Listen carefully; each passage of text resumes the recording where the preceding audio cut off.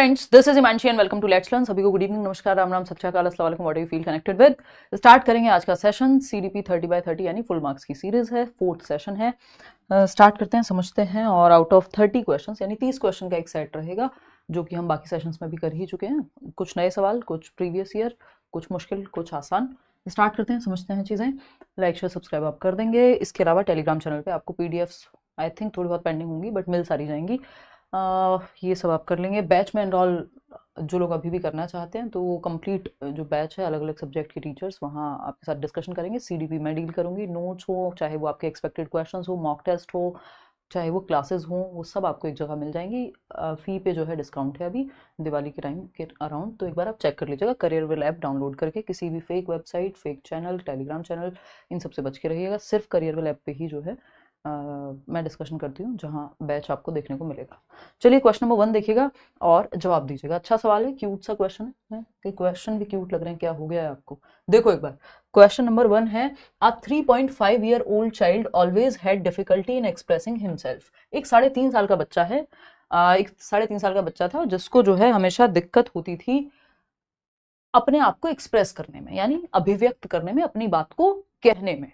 3.5 साल के बच्चे को दिक्कत होती थी, क्योंकि 3.5 साल का बच्चा है, इसका मतलब बातचीत वो करने लगा है। 2 साल में ही बच्चा पहली बार सेंटेंस बनाना शुरू कर देता है, तो 3.5 साल तक आते आते तो वो अपनी बात आराम से कह सकता है और दूसरे की बात कुछ हद तक समझ सकता है। कुछ क्या मतलब, ठीक ठाक, अगर बहुत मुश्किल बात नहीं है तो यहाँ पे वो अपने आप को एक्सप्रेस नहीं कर पा रहा, 3.5 साल का है।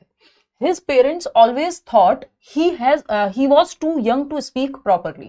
उसके माता पिता हमेशा सोचते थे कि ये बहुत छोटा है, अभी 3.5 साल का है, इसलिए ये बात नहीं कर पा रहा। शायद बड़ा हो जाएगा तो ये प्रॉब्लम सॉल्व हो जाएगी, ठीक। But as he grew older he started having serious issues in his speech. जैसे जैसे वो बड़ा हुआ, उसको और सीरियस इश्यूज होने लगे भाषा में, अपने वाक में। वो और ज्यादा समस्या उसको होने लगी खुद को अभिव्यक्त करने में और दूसरे की बात को समझने में, कॉम्प्रीहेंड करने में। ये यहाँ लिखा नहीं है, मैं आपको बता देती हूँ एक्स्ट्रा में। Which learning disability does he poses, या फिर which learning disability he is suffering from. मतलब किस गंभीर समस्या से, या फिर ये समस्या गंभीर हो गई और कौन सा सीखने की अक्षमता का ये लक्षण है, यानी क्या सीखने की अक्षमता यहाँ पे हो सकती है बच्चे को। डिसलेक्सिया है ये, डिस्ग्राफिया है, डिस्फेजिया है, या फिर डिस्प्रैक्सिया है? बताइएगा, फटाफट से बताएंगे। तो सिंपल है ये। देखिए, डिसलेक्सिया में पढ़ने में दिक्कत होती है, यहाँ पढ़ने लिखने की बात ही नहीं हुई है ना। रीडिंग डिसऑर्डर है डिसलेक्सिया, एक जो तारे जमीन पर में ईशान अवस्थी जो बच्चा था उसको था, ठीक है, इतनी बात। तो डिसलेक्सिया तो ये नहीं होगा। डिसलेक्सिया हद से हद राइटिंग में प्रॉब्लम कर देगा, बोलने में दिक्कत नहीं होती है एज सच स्पेसिफिकली। अगर हम देखें डिस्ग्राफिया, अगर मतलब बिल्कुल स्पेसिफिक प्रॉब्लम बोलने की नहीं है वो। डिस्ग्राफिया की जब हम बात कर रहे हैं, तो डिस्ग्राफिया यानी ग्राफ मतलब राइटिंग से रिलेटेड डिसऑर्डर है, कि बच्चा जो है उसकी जो राइटिंग है वो इलेजिबल हो जाती है, आप पढ़ने योग्य नहीं रहती, एकदम डॉक्टर्स वाली। मतलब ये मैं मजाक में कह रही हूँ, बट वो सच में ही पढ़ने योग्य नहीं होती। डिस्फेजिया की जब हम बात कर रहे हैं, तो डिस्फेजिया भाषा को समझने से लेकर रिलेटेड है। चाहे वो डिस्फेजिया लिखा हो, अफेजिया लिखा हो, इन सब में चाहे आप ए लगा दीजिए चाहे डी लगा दीजिए, बात लगभग बराबर ही है एक नंबर के हिसाब से। वैसे थोड़ा सा अंतर होता है, बट वो जानने की आवश्यकता अभी आपको है नहीं, ठीक। इतनी बात क्लियर है। एक तो ये एड्स को बंद करना होगा हमें। यहाँ एड पता नहीं क्यों दिख रहे हैं, क्योंकि हमने लॉगिन नहीं किया हुआ है, सिंपल बात। चलिएगा, फटाफट से जवाब दीजिएगा, ये सब बातें होती रहेंगी। समझते हैं। पटना में मीटअप करके बहुत मजा आया, आप लोगों से मिलके बहुत ही अपनापन महसूस हुआ। जिन लोगों से नहीं मिल पाए उसके लिए सॉरी है भाई, है ना। मतलब वहां होते हुए 1 to 1 नहीं अगर हो पाया, कोशिश तो पूरी रही। कई हजार लोग थे तो थोड़ा सा मुश्किल तो होता ही है।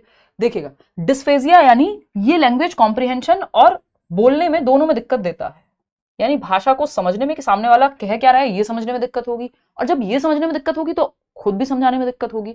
तो यहाँ पे ये डिस्फेजिया इसका सही उत्तर होगा। डिस्प्रैक्सिया आपका मोटर स्किल्स से रिलेटेड एक प्रॉब्लम है। मोटर स्किल्स बोले तो जिसको हम कहते हैं स्थूल गतिक कौशल, गतिक कौशल, जिसमें स्थूल और सूक्ष्म आ जाएगा, यानी ग्रॉस गर्लफ्रेंड, जीएफ। ये गर्लफ्रेंड वाला जीएफ नहीं है, ज्यादा दिमाग ना लगाएं। ये जी है ग्रॉस मोटर स्किल, यानी बड़ी मांसपेशियों का प्रयोग, दौड़ने भागने, या कल मैंने क्रिकेट का एक वीडियो डाला था तो क्रिकेट खेलते समय ग्रॉस मोटर स्किल्स का इस्तेमाल हुआ, ठीक। फाइन मोटर स्किल्स है जो मैं अभी लिखते हुए कर रही हूँ, यानी छोटी मसल्स, हैंड्स और आईज का कोऑर्डिनेशन जो है फाइन मोटर में आता है। और ये बच्चे को बटन लगाने में, यहाँ स्पेशली जो है फाइन मोटर में ज्यादा दिक्कत होती है, बटन लगाने में, शर्ट के शू लेसेस बांधने में, टाई लगाने में, इन सब में दिक्कत होगी डिस्प्रेक्सिया में। तो ये आपके कुछ डिसऑर्डर्स हैं, एलडीज जिनको हम कहते हैं, लर्निंग डिसेबिलिटीज हैं, जिसको दिया था सैमुअल किर्क नाम के व्यक्ति ने। ये न्यूरो डेवलपमेंटल डिसऑर्डर्स भी कहा जाता है इनको, यानी आपके डेवलपमेंट के समय ही ये पता लग जाते हैं। ऐसा नहीं है कि 25 साल के व्यक्ति को अचानक से डिसलेक्सिया होगा, हो तो वो बचपन में ही गया होगा, अगर किसी ने नहीं पहचाना तो वो बात अलग है। तो dysphagia is the right answer over here. और ये सब क्या है, न्यूरो डेवलपमेंटल डिसऑर्डर कहे जाते हैं। विकास के समय ही तंत्रिका विकार जिसको हम कह रहे हैं, पूरी तरह से ठीक नहीं होते बट टैकल कर सकते हैं। तो इतनी बात क्लियर है। चलें आगे बढ़ें, क्वेश्चन नंबर 2 की तरफ चलें। क्या कहता है भाई क्वेश्चन नंबर 2, फटाफट से पढ़ेंगे, बहुत अच्छा सवाल है, गड़बड़ करेंगे इसमें आप लोग, ध्यान से जवाब दीजिएगा। Language development and cognitive development advance independent from each other was said by whom, यानी भाषा विकास और संज्ञानात्मक विकास एक दूसरे से स्वतंत्र रूप से आगे बढ़ते हैं, यह किसने कहा था। यानी कॉग्निटिव डेवलपमेंट इज डिफरेंट या फिर वो अलग से हो रहा है, और आपका लैंग्वेज डेवलपमेंट यानी भाषा आपकी विकसित हो रही है, एक प्रोसेस है, कॉग्निटिव डेवलपमेंट एक प्रोसेस है। ये बात, या फिर कॉग्निटिव डेवलपमेंट जो है आपका, फटाफट से बताइए ये बात किसने कही है। Language development and cognitive development advance independent from each other, भाषा विकास और संज्ञानात्मक विकास एक दूसरे से स्वतंत्र रूप से आगे बढ़ते हैं। इसमें एक चीज और लगा लीजिएगा, इन इनिशियल ईयर्स, क्योंकि ये इस तरह से कंफ्यूजिंग बन जाएगा, इसके आंसर फिर 2 हो जाएंगे अगर ये एग्जैक्ट सेंस में ऐसे ही पूछा जाएगा तो। इनिशियल ईयर्स में भाषा और संज्ञानात्मक विकास जो है वो आपके पैरेलली चल रहे हैं। वो ये बात कौन कहेगा, भाषा या विचार जिसको आप कह लीजिए, क्योंकि थॉट कॉग्निटिव डेवलपमेंट से जुड़ा हुआ होगा, तो ये वाइगोत्स्की के साथ चला जाएगा। वाइगोत्स्की कह रहे हैं जो आपकी थिंकिंग है और जो आपकी लैंग्वेज है, ये दोनों पैरेलली समानांतर रूप से चल रहे हैं, एक टाइम पे जाके मर्ज हो जाएगा भाषा और विचार। शुरुआती साल में ये पैरेलली चल रहे हैं, यानी समानांतर चल रहे हैं, इंडिपेंडेंटली चल रहे हैं। और अगर इस क्वेश्चन को इस तरह से पूछ लिया जाता कि कॉग्निटिव डेवलपमेंट पहले होता है और भाषा विकास स्वतंत्र है कॉग्निटिव डेवलपमेंट से, यानी language development is independent from cognitive development, तो ये बात पियाजे की तरफ चली जाती है, क्योंकि पियाजे कहते हैं दिमाग का विकास हो रहा है, उसकी वजह से भाषा का विकास हो रहा है। ठीक है, चलिए खैर आगे बढ़ते हैं नेक्स्ट क्वेश्चन पे। नेक्स्ट क्वेश्चन है क्वेश्चन नंबर 3, फटाफट से पढ़िए और जवाब दीजिए। A teacher takes a test in the classroom of the topics she teaches in the classroom every now and then, यानी एक टीचर है जो समय समय पे जो टॉपिक्स वो पढ़ाती रहती है उन्हीं का टेस्ट भी ले लेती हैं बीच बीच में। ठीक, she provides feedback to students that can be used to improve their learning, यानी वो ऐसा फीडबैक प्रोवाइड करते हैं बच्चों को जो, मतलब ये जो टेस्ट लेना है इससे फीडबैक मिलता है बच्चे को और उससे उसकी लर्निंग इंप्रूव होती है। यानी जो बच्चे ने सीखा है जब वो टेस्ट देता है बीच में, तो जैसे अभी आप क्वेश्चंस कर रहे हैं तो आपको फीडबैक मिलता है कि किन टॉपिक्स में दिक्कत आपको आ रही है। This is an example of what, ये किस चीज का उदाहरण है, तो असेसमेंट ऑफ लर्निंग का, यानी सीखने का आकलन। तो ये तो एंड में होता है, जैसे आप पेपर देने जाएंगे सीटेट का तो वो असेसमेंट ऑफ लर्निंग है, सबमेटिव असेसमेंट है या योगात्मक मूल्यांकन है, फाइनल जजमेंट हो जाएगा, उसमें आप बाद में परिवर्तन नहीं कर पाएंगे। तो फीडबैक किसी काम का, तो मतलब उस सेंस में उतने काम का नहीं होगा फीडबैक, ये बात सही है।